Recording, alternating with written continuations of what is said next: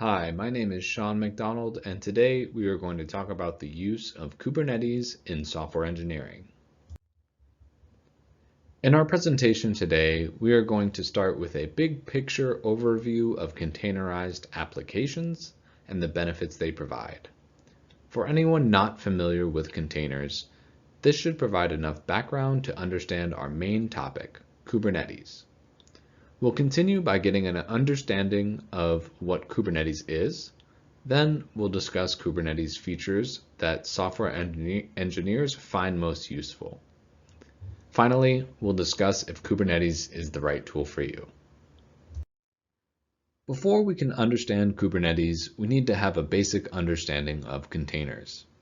According to Citrix, containerization is a form of virtualization where applications run in isolated user spaces called containers while using the same shared operating system.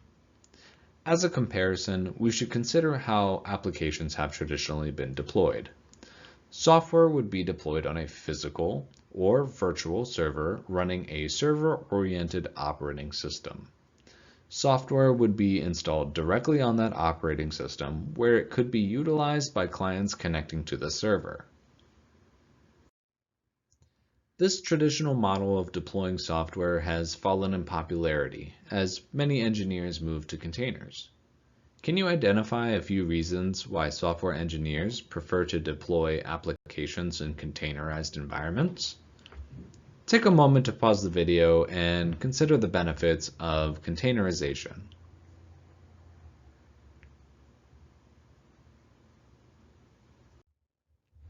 All right, were you able to think of any?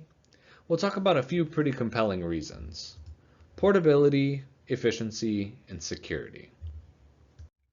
First, we have portability.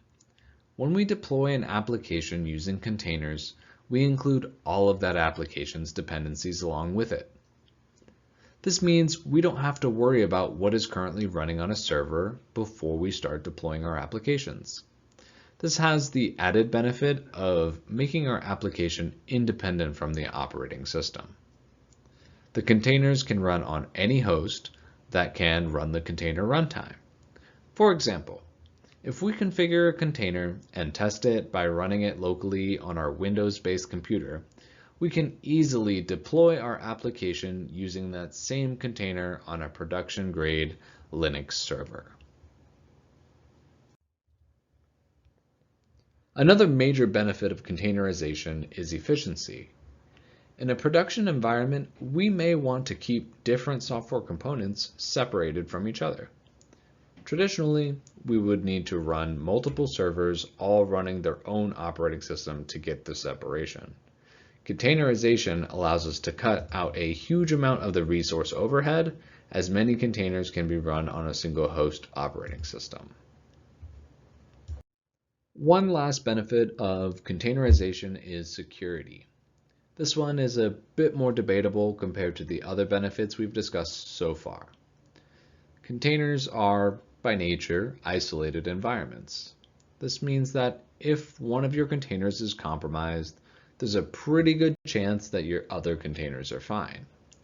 If containers encourage you as an engineer to split your application into smaller components, this will likely improve the overall security of your application.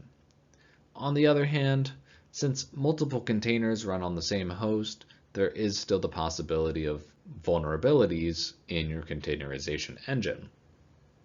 If you want to maximize security of your application, you may prefer to run each component in its own virtual machine instead of containers. This would provide a greater level of separation, but would need to sacrifice efficiency in order to do so. Now that we have an understanding of containers and how they are useful for development, let's talk about Kubernetes, a tool designed to work with containers. According to the official Kubernetes documentation, Kubernetes is a portable, extensible, open source platform for managing containerized workloads and services that facilitates both declarative configuration and automation. This is a pretty verbose definition, but two phrases really resonate with me. First, we see the phrase managing containerized workloads and services. After discussing all of the benefits of containers, I see this as a natural extension to those benefits. When we start to work with more complicated applications that utilize many different containers, we could understand the need for ways to easily manage all of those containers. Kubernetes utilizes a master node that monitors and manages your cluster of containers. The second part of the definition that stood out to me was declarative configuration and automation. For anyone not already familiar with declarative configuration, this is an approach to configuration management that focuses on defining requirements for our application and allowing a service to fulfill those requirements. This is in contrast to imperative configuration, in which developers define specific steps to put the application into a desired state. This comic from one of the team members at DigitalOcean provides an excellent analogy to understand the difference between imperative and declarative configuration. Imperative configuration is like giving explicit instructions for boiling water. We provide a list of steps, and when followed, we can get a specific outcome. When applied to Kubernetes, this would be used when interacting manually with the Kubernetes API to configure a cluster. Also in the comic, declarative configuration is compared to using an electric kettle. You set the kettle to a specific temperature, and the kettle will add heat when needed to hold your water at your desired temperature. This ability to work with declarative configuration is one of the features that makes Kubernetes such a powerful tool. Declarative configuration provides some major advantages to a container management platform. Two Kubernetes features that heavily utilize declarative configuration are scalability and self-healing. Declarative configuration is useful to make Kubernetes a scalable platform because it defines certain targets that Kubernetes can use to dynamically increase or decrease the number of containers in a cluster. In my opinion, one of the most valuable features of Kubernetes is its ability to self-heal. Whenever a container fails, Kubernetes will use the declarative configuration to restore the cluster and meet the configured requirements.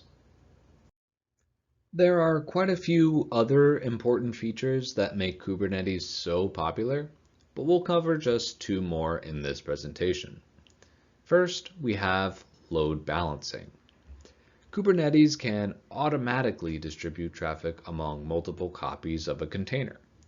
This can help prevent crashing or throttling when traffic starts to surge. The last feature we'll cover is secret management.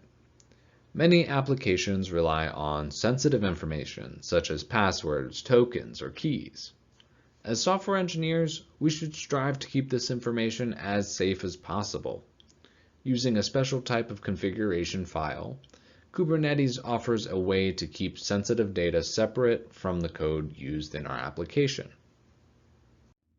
Now that we've discussed the benefits of Kubernetes, you may be wondering if Kubernetes is the right tool for your application deployment.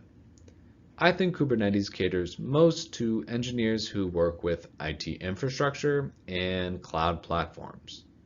In many enterprise environments, uptime is absolutely critical. This is where features such as scalability and load balancing make Kubernetes an incredibly valuable tool. For individual or small team developers, you would need to consider the value of uptime to your work. When deploying to a cloud provider such as Amazon Web Services, as many developers do, your bill is based on resource utilization.